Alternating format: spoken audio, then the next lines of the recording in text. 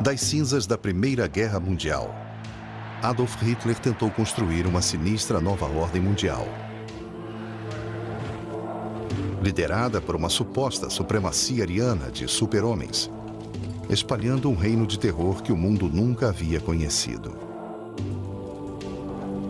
Muitos acreditam que os nazistas invocavam espíritos estranhos e eram adeptos de rituais que permaneceram adormecidos na Europa durante milhares de anos. Agora, documentos provam que suas crenças se baseavam na perversão de antigos cultos pagãos.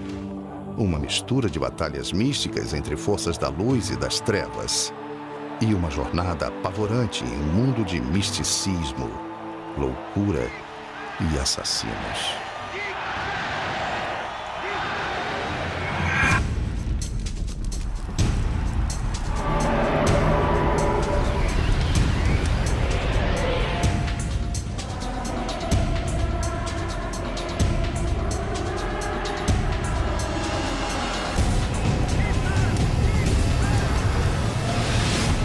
Conspiração nazista.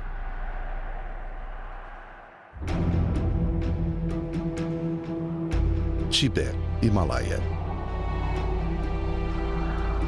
Em 1930, os nazistas começaram a explorar o topo do mundo, em busca de evidências de antigos sumos sacerdotes que eles acreditavam ser seus ancestrais de sangue. A crença dos nazistas nesses ancestrais formaria a fundação da nova religião da Alemanha. Uma religião com Adolf Hitler como sumo sacerdote. Inspirando a cruzada perversa de Hitler, estava a crença de que o sangue ariano puro estava sendo contaminado por supostas raças inferiores. E que, uma vez eliminados os elementos externos, uma nova raça de super-homens arianos dominaria o mundo. Essa era a interpretação nazista dos antigos mitos e ocultismos, datados de milhares de anos.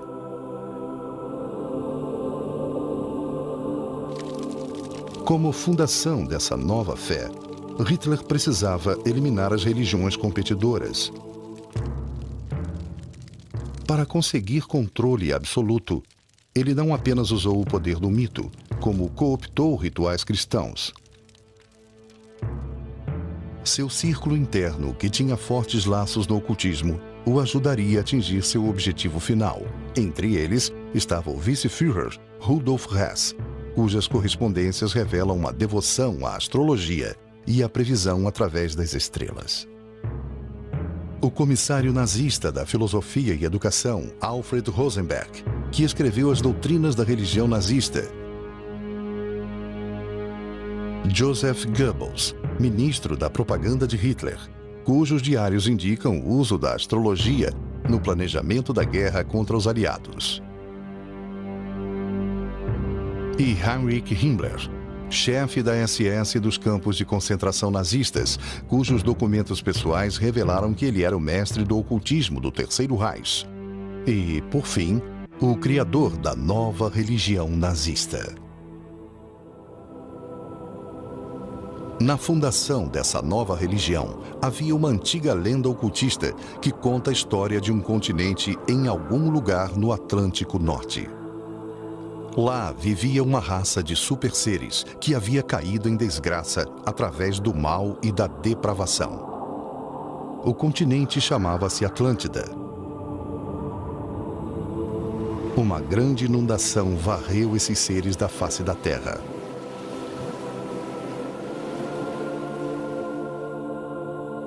Mas antes de eles serem destruídos, certos sacerdotes escaparam num barco. E posteriormente chegaram à Índia e às montanhas do Tibete. Os místicos acreditam que esses sacerdotes sejam os verdadeiros deuses da raça ariana e também os ancestrais de todos os indianos e dos europeus. Alguns místicos alemães alegam que o mito da Atlântida foi uma história real. A prova deles de que os arianos eram o povo escolhido, descendentes dos seres superiores da Atlântida, e que haviam perdido os poderes procriando com meros mortais. Heinrich Himmler, chefe da SS, realizou várias expedições ao Tibete em busca de evidências dos seus ancestrais. Em 1946, em um interrogatório pós-guerra feito pelo exército norte-americano, o cientista da SS que liderou uma das expedições ao Tibete descreveu seu primeiro encontro com Himmler. Ele disse: Himmler mencionou sua crença de que a raça nórdica não evoluiu, mas veio direto do céu para se estabelecer no continente atlântico. E os antigos imigrantes da Atlântida haviam fundado uma grande civilização na Ásia Central. No Tibete, pesquisadores nazistas realizaram inspeções minuciosas nos habitantes de vilarejos, à procura do que o partido chamava de traços físicos arianos: fronte estreita, membros longos e feições angulares. A busca pela prova da superioridade da raça ariana logo se transformou em crime. Os nazistas começaram a matar pessoas e a usar seus corpos para experiências.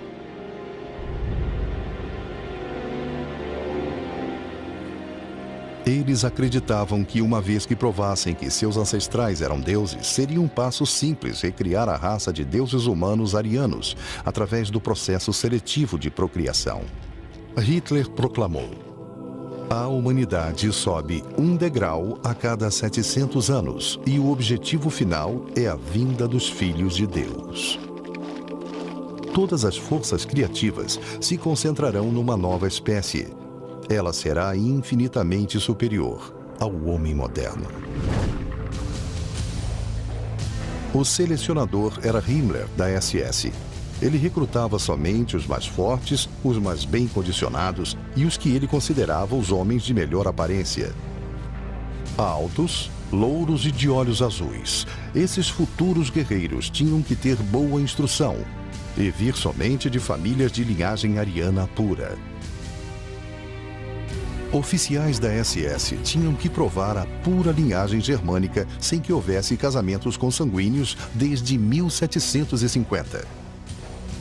Os oficiais da SS de Himmler, que chegou a ter 3 milhões de homens, eram incentivados a ter o máximo de filhos possível, a despeito do seu estado civil.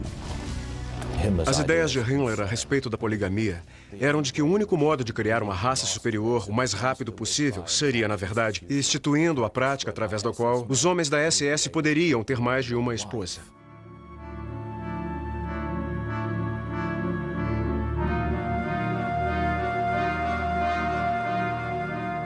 Em 1935, Himmler criou o programa da SS Lebensborn, cujo significado é fonte da vida. Lebensborn foi idealizado para facilitar o nascimento, suporte e criação do máximo possível de bebês arianos.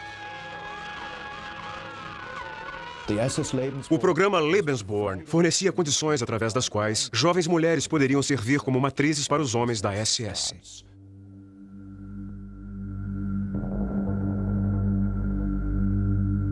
De acordo com a doutrina Lebensborn, um filho ilegítimo não era desgraça, contanto que a mãe fosse geneticamente apta. A mulher era doutrinada a ter somente uma função: gerar filhos que o partido nazista acreditava que se tornariam deuses.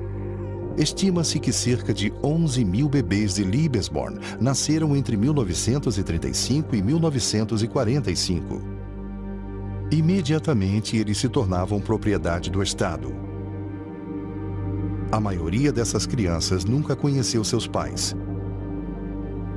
O jornal semanal da SS declarou: somente quando o número de berços exceder constantemente o número de caixões, poderemos ter esperança de um futuro melhor. Durante a guerra, crianças com aparência ariana eram abduzidas de nações conquistadas. Registros nazistas indicam que 200 mil bebês poloneses foram sequestrados e levados para lares em Lebensborn, onde receberam treinamento meticuloso em cada aspecto da cultura e mitologia nazistas. Muito antes de Hitler chegar ao poder, essas crenças floresciam em meio a um cenário racista já existente.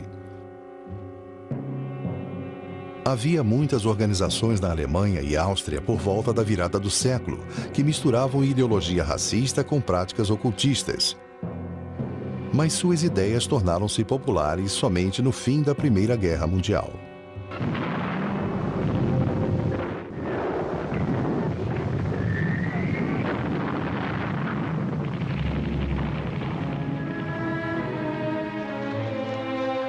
O antes poderoso Império Alemão havia sido desarmado e estava à mercê das nações vitoriosas após a Primeira Guerra Mundial. Em anteriormente cidades prósperas, veteranos mutilados vagavam pelas ruas como fantasmas de uma outra vida. Após servir com honra na Primeira Guerra Mundial, Hitler serviu em Munique, onde sua função era se infiltrar em organizações de extrema esquerda para o exército. Uma missão mudou o curso de sua vida. Ele se infiltrou em uma organização que era um pequeno núcleo político chamado Partido dos Trabalhadores Alemães. O partido, na verdade, mostrou ser de extrema-direita. Hitler gostou do que ouviu.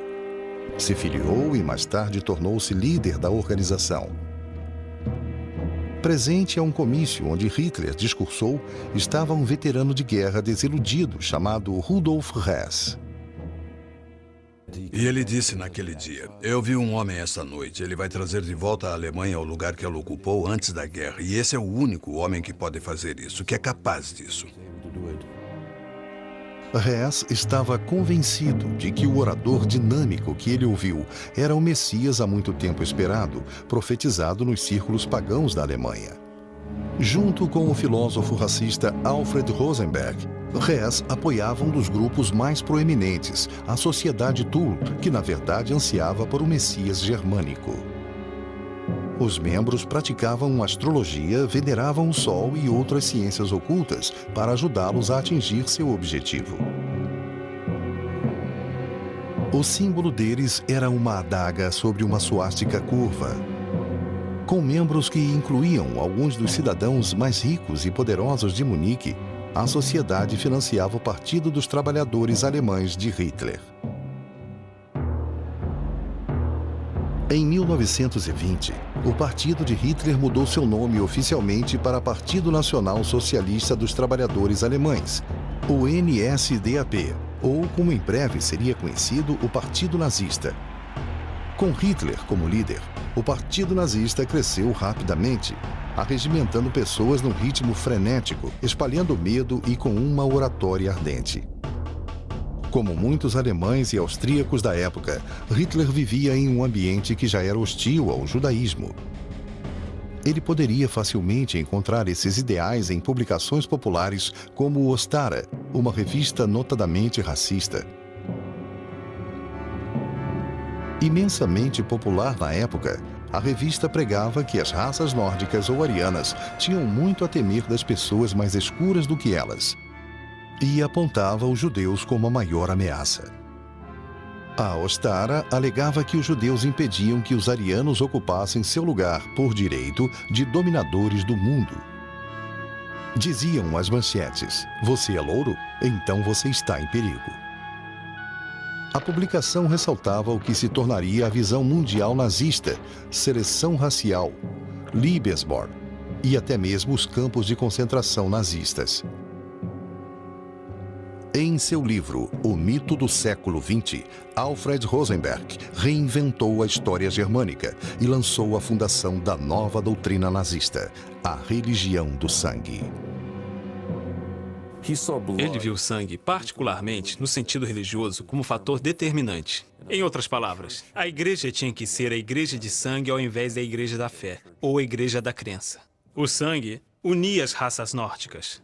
Para Rosenberg, sangue, descendência racial, identidade racial tornaram-se o princípio da nova ideologia. Os mitos nórdicos substituíram a Bíblia cristã como fundação da nova religião nazista. Hitler levou a ideia de Rosenberg além quando escreveu: "Vamos arrancar a fachada cristã e trazer a religião peculiar à nossa raça." Em um desfile organizado por Rosenberg e capturado em filme, os nazistas celebraram sua versão nova e recém-concebida da cultura e história arianas. Como símbolo da nova religião, Hitler escolheu a suástica. A suástica pode ser encontrada em todo o mundo, em diferentes culturas através da história. Desde os primeiros tempos, a suástica foi o símbolo da sorte na China. E até hoje, permanece como símbolo religioso nas religiões hindus e budistas. Ela também representava o martelo de Thor, o deus do trovão e da força na tradição nórdica. Para Hitler, a suástica possuía um significado diferente. Ele escreveu: "Na suástica, nós vemos a missão da luta pela vitória do homem ariano."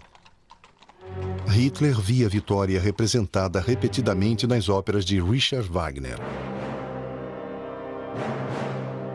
Cavaleiros destemidos, sagas épicas das tradições teutônicas e a mitologia nórdica da guerra entre as forças das trevas e da luz eram temas comuns da cultura germânica. Wagner deu a essas histórias sua voz mais triunfante. Hitler viu sua primeira ópera de Wagner aos 12 anos. Mais tarde, ele se tornou um devoto obsessivo do compositor.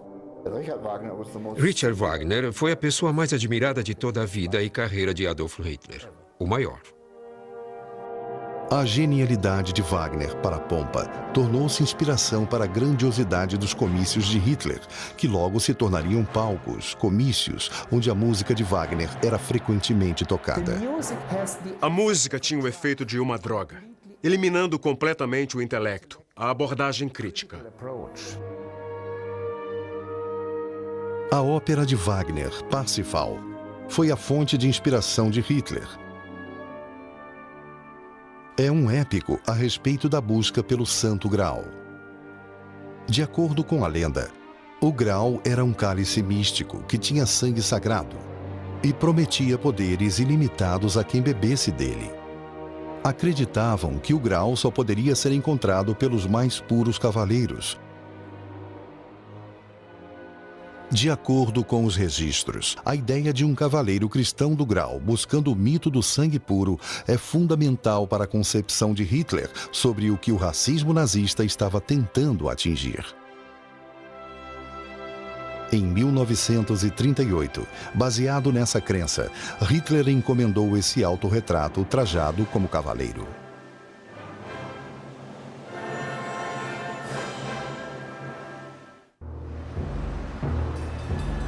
A busca de poder de Hitler começou em 9 de novembro de 1923, com a tentativa de derrubar o governo da Bavária. Liderando um exército particular, chamado Tropa de Assalto, ele lançou um ataque surpresa a uma cervejaria, onde líderes do governo se encontravam. Com Hess e Rosenberg ao seu lado, Hitler impetuosamente anunciou a formação de um novo governo e depois foi às ruas marchando com 3.000 dos seus soldados através de Munique. Eles foram confrontados pela polícia. Tiros foram disparados e 16 dos homens de Hitler foram mortos. Foi um golpe fracassado, mas nos 10 anos seguintes da busca de poder por Hitler, os 16 se tornaram mártires. Hitler! Hitler aber ist Deutschland, wie Deutschland Hitler ist! Hitler! Sieg! Sieg! Em 1933, Hitler conseguiu se tornar o Führer, o líder. O ministro da propaganda Goebbels orquestrou um ritual no qual os 16 heróis nazistas mortos foram homenageados como mártires do Reich, que morreram, ressuscitaram e atingiram a vida eterna. De acordo com Hitler, o sangue deles era a água benta do Terceiro Reich. Os primeiros mártires do Reich ficaram conhecidos como os 16 Imortais. Em Munique, o ritual começou com um cortejo fúnebre pelas ruas onde os imortais caíram ao longo do caminho.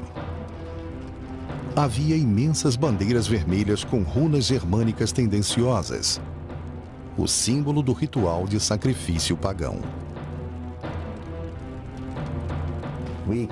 Podemos encarar isso como a transferência da procissão da Páscoa em Jerusalém até a Igreja do Sagrado Sepulcro através das estações da cruz.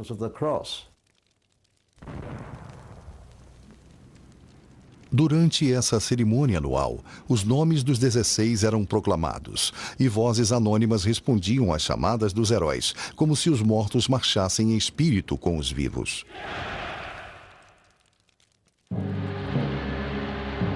Com os rituais da sua nova religião instaurados, Hitler iniciou a próxima fase de seu plano. A doutrinação na fé nazista, com Hitler como Deus, começava cedo e continuava na idade adulta.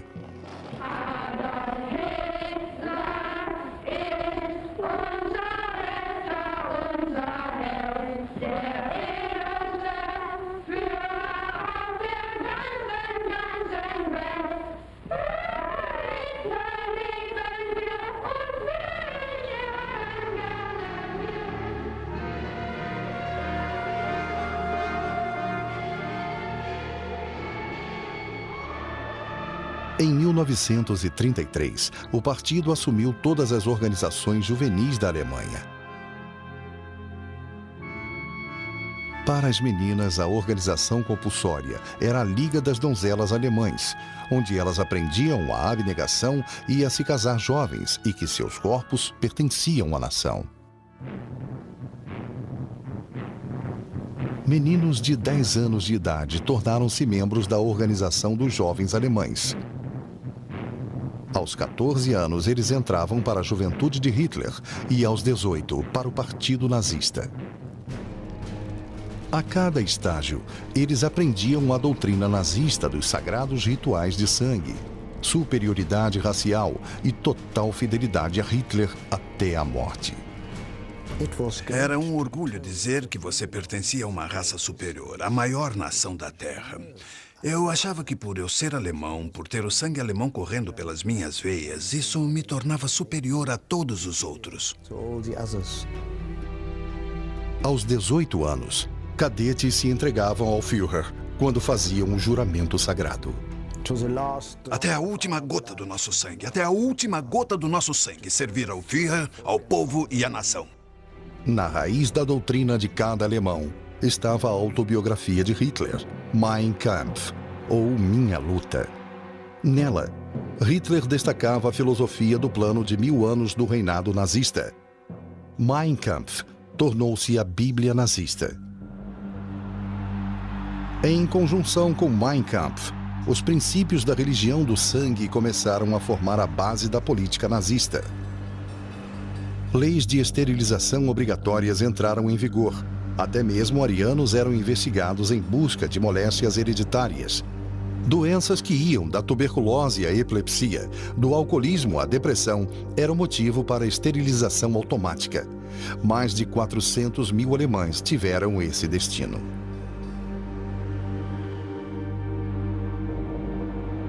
Hitler raciocinou. A exigência de que pessoas doentes sejam proibidas de propagar uma prole igualmente doente é uma exigência muito clara e, se sistematicamente executada, representa o ato mais humano de toda a humanidade. Crianças com problemas de saúde eram registradas no nascimento. Se seus problemas persistissem, médicos nazistas administravam em segredo injeções letais e diziam aos pais que as crianças haviam morrido de causas naturais. Foi instituído um programa de eutanásia para incapacitados mentais e físicos. Filmes de propaganda alegavam que eram atos de caridade, libertando almas aprisionadas de corpos atormentados. Em 1935, Hitler havia criado as leis de sangue, que tornavam crime um alemão de sangue puro casar ou até mesmo fazer sexo com judeus. E os alemães judeus perdiam seus direitos de cidadãos. Mas o pior de tudo ainda estava por vir. Para finalmente abrir o caminho para o último estágio da evolução humana e garantir a chegada do milênio ariano, os nazistas achavam que ainda havia um obstáculo: a própria existência dos não-arianos.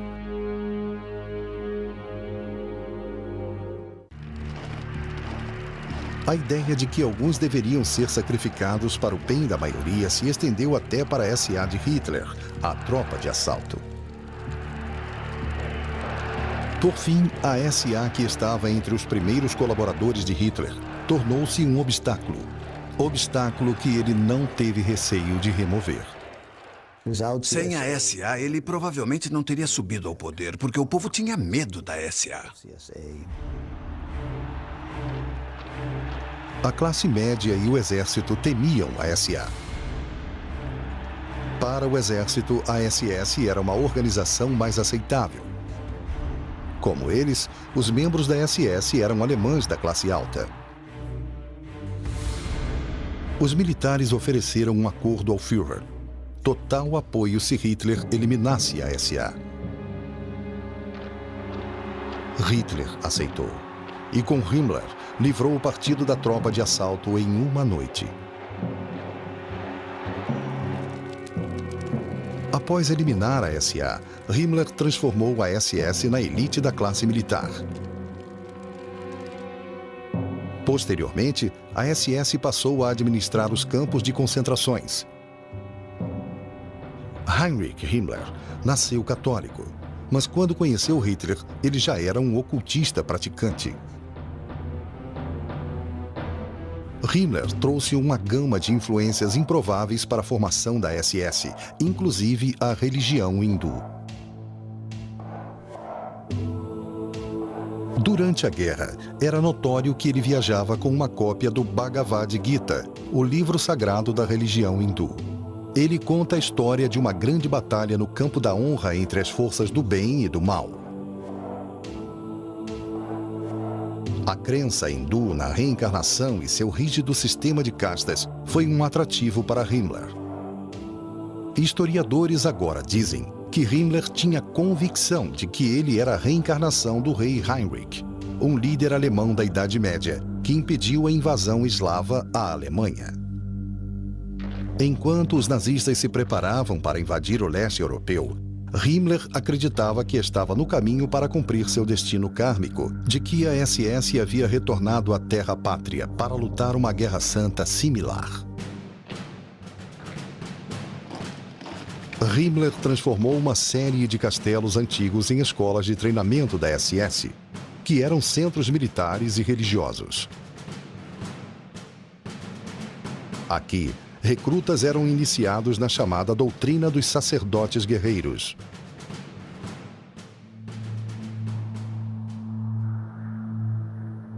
Em 1934, Himmler escolheu Wewelsburg como seu castelo particular. Ele tornou-se um centro sagrado para a sua elite de cavaleiros da SS. De 1939 a 1945, 4.000 prisioneiros trabalharam no castelo de Himmler, que, quando finalizado, seria muito semelhante à Cidade Santa de Roma. Quase um terço deles morreu durante a construção. Era a grande Torre Norte que se tornaria o foco do plano de Himmler de fazer de Wewelsburg uma colônia pagã da SS. Na base da torre, Himmler construiu uma cripta. De acordo com historiadores, seria um templo em honra aos líderes mortos da SS. Ao longo das extremidades da cripta, havia 12 pedestais, sobre os quais haveria urnas aguardando para armazenar as cinzas dos generais falecidos.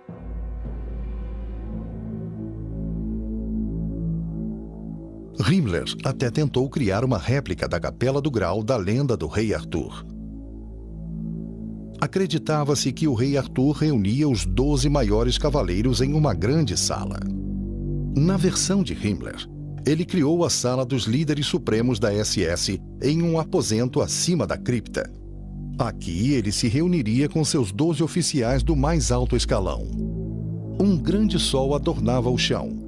Esse padrão radial foi feito com os símbolos do antigo alfabeto nórdico. Acreditava-se que um cálice místico, o Santo Graal, continha o sangue sagrado. Para Himmler, o sangue sagrado da lenda do Graal era o puro sangue ariano e também possuía propriedades mágicas. Obcecado pela lenda do Graal, Himmler chegou a criar várias expedições para encontrar o Santo Graal. Todas fracassaram. Em sua busca contínua para provar a superioridade da raça ariana, Himmler criou um instituto de pesquisa chamado Organização da Herança Ancestral. Além de realizar experiências médicas em seres humanos e checar a origem de sangue para garantir a pureza racial, a missão da organização era ressuscitar e reinterpretar práticas ocultistas, antigos mitos alemães e tradições pagãs.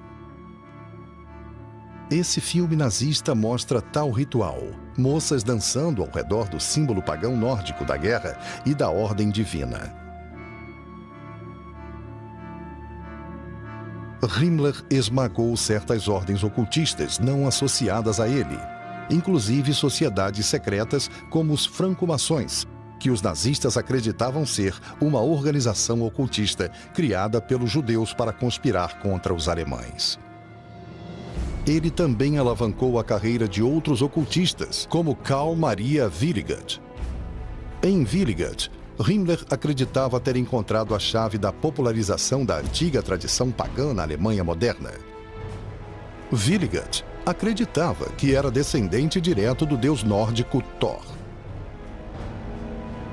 Um documento denominado Os 9 Mandamentos de Deus foi assinado por Willigott e rubricado por Himmler. Escrito tanto em alemão moderno quanto no alfabeto rúnico, sugere que Willigott achava que estava usando seus poderes para redescobrir as antigas cerimônias e rituais do passado pagão da Alemanha. De acordo com a lenda nórdica, o alfabeto rúnico usado por Willigott foi apresentado à humanidade por Odin, o deus supremo da mitologia nórdica. A runa Hagal protegia seu portador contra os inimigos. A runa Odal era a conexão entre o clã ou tribo. A runa Tyr, vitória e ordem mundial. A runa Sig, o sol ou a energia conquistadora.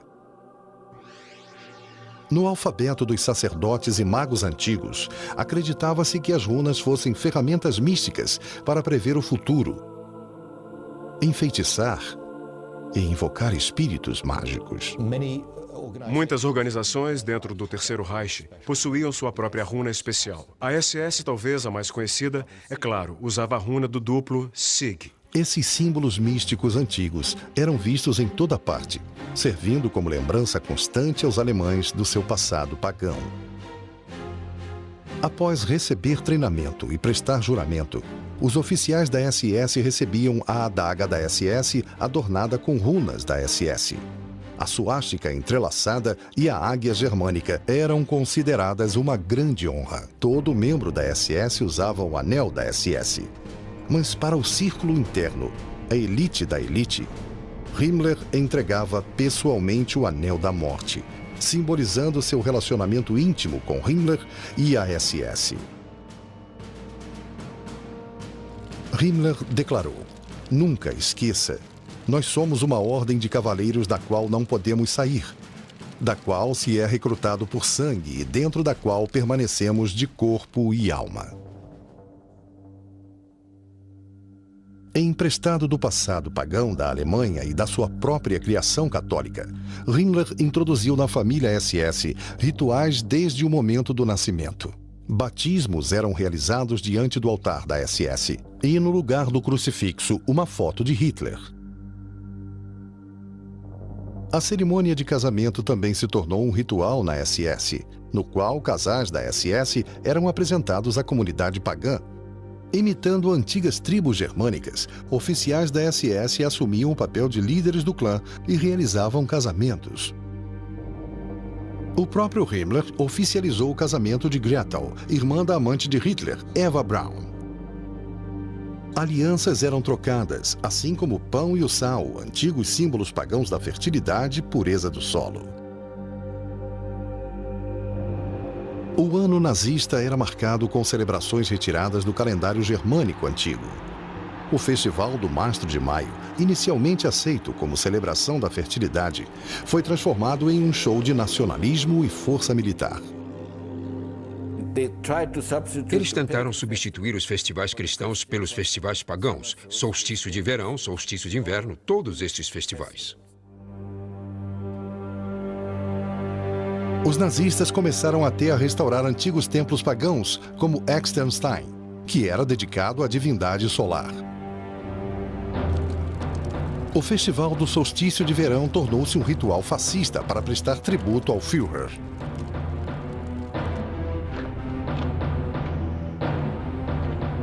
No maior desses rituais, tropas carregando tochas criavam padrões simbólicos na noite.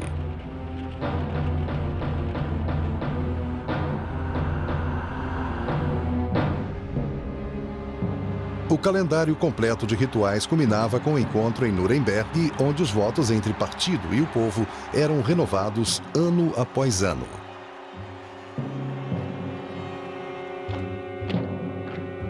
Dezenas de milhares de nazistas uniformizados uniam forças. O encontro, que demorava uma semana, era orquestrado para impressionar as pessoas com um espetáculo de puro poder. E o que isso proporcionava ao povo, esses encontros em massa? Quando o comerciante solitário deixa sua loja e se une à multidão em ação, ele se sente parte dela, fica feliz, ele esquece a solidão. Já havia uma atmosfera contagiante antes de tudo começar. E depois, de repente, anunciava-se que o Führer viria. Você o via subindo ao palco e aí gritavam Heil, Heil, Heil, Heil.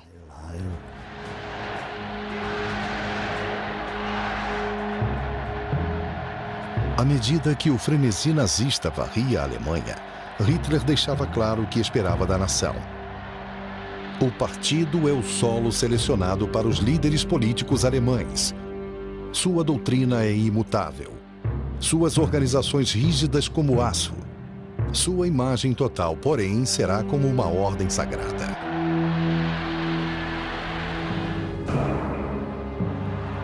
As concentrações de massa nazistas eram cuidadosamente orquestradas para se tornar uma manifestação emotiva e esmagadora que evocava fervor religioso. No centro desse ritual estava Hitler. Tudo era feito para fazer Hitler parecer uma divindade, um Messias. Hitler agora estava pronto para dominar o mundo.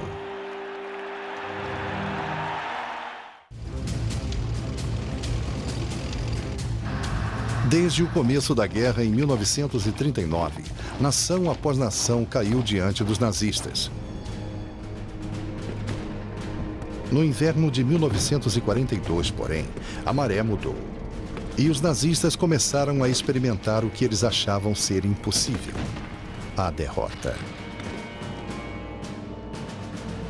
Certos membros do comando naval alemão começaram a se convencer de que os aliados estavam utilizando forças místicas na guerra contra a Alemanha. Eles acreditavam que o sucesso da localização e destruição dos submarinos alemães pelos britânicos acontecia graças ao ocultismo e que a melhor maneira de combater isso era também usando o ocultismo como arma. Isso levou Himmler a estabelecer um instituto ultra-secreto dedicado à antiga prática ocultista do poder do pêndulo. Sobre mapas do Atlântico Norte, videntes oscilavam objetos suspensos por uma corda, tentando localizar a posição de comboios aliados. Missões de submarinos alemães eram aprovadas com base nos resultados. Durante essa época, Himmler teve contato com um dos maiores astrólogos da Alemanha, Wilhelm Wolff. Em 1943, Wolff previu que Hitler sobreviveria a um grande perigo. Adoeceria e teria uma morte misteriosa, antes de 1945. Com base nessas previsões, Wolff tornou-se o astrólogo particular de Himmler e um de seus assistentes mais confiáveis. Durante as últimas semanas da Segunda Guerra Mundial, com as forças aliadas cercando Berlim, Himmler tornou-se ainda mais obcecado por astrologia, quando as estrelas sugeriram que ele poderia derrubar o Führer com sucesso. Lendo o mapa de Hitler, Wolff viu um arranjo planetário que indicava uma queda. E, curiosamente, nos últimos dias da guerra, houve uma reunião entre Himmler e um representante do Congresso Mundial Judaico, ao qual Wolff, como astrólogo de Himmler, estava presente. Himmler aparentemente concordou que não deveria mais haver o extermínio de judeus. Tendo sido tomadas providências para impedir temporariamente o extermínio de judeus, parecia que Himmler estava pronto para dar seu golpe. Mas, por fim, seu medo e sua lealdade ao Führer o impediram de assumir o poder. Himmler permaneceu na esperança de que alguma força mística do destino iria alterar a derrota que estava clara. Em 1945, Joseph Goebbels e toda a sua família foram se abrigar com Adolf Hitler no bunker particular do Führer. Em 30 de abril, Adolf Hitler e sua noiva, Eva Braun, cometeram suicídio. Goebbels envenenou os 6 filhos. Depois matou a esposa e se suicidou. Vestido como um soldado alemão comum, Reichsführer SS Heinrich Himmler quase conseguiu escapar. Mas durante um exame físico realizado pelos britânicos, ele engoliu uma cápsula de cianeto escondida na boca. Em novembro de 1945, vários nazistas do alto escalão foram levados a julgamento pelos aliados em Nuremberg. Rudolf Hess foi condenado à prisão perpétua. Lá, ele morreu aos 93 anos de idade. O ocultista Alfred Rosenberg foi considerado culpado de crimes contra a humanidade e enforcado em outubro de 1946. O Terceiro Reich, que deveria durar mais de 1000 anos, terminou somente após 12 anos. Quase 50 milhões de mortos.